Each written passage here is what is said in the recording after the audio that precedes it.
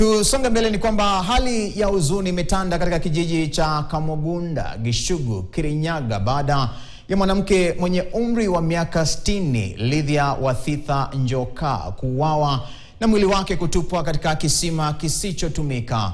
Mwili huo ulipatikana Jumatano asubuhi baada ya mume wake James Njoka Gitari kuona madoa ya damu nyumbani. Polisi wameanzisha uchunguzi na msako wa kumtafuta mshukiwa mkuu unaendelea.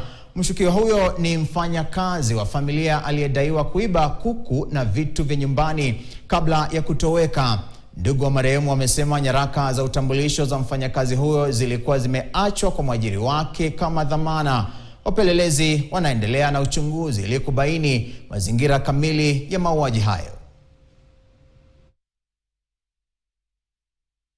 Tumeishia taarifa zetu za saa 10 alasiri mbiu ya KTN. Shukrani zaidi kwa kuwa nami tangu mwanzoni hadi tamati. Aliyenisaidia katika lugha ya ishara ni Angel Lois. Nami naitwa Davis Mberia. Tukutane tena wakati mwingine Mola akijalia. Lakini kwa sasa kwa na utazamaji mwema, na kumbuka kwamba EPL ipo, Radio Maisha na Berur FM. Simu mzima wanakuletea matangazo bomba. Kwa na utazamaji mwema, kwaheri.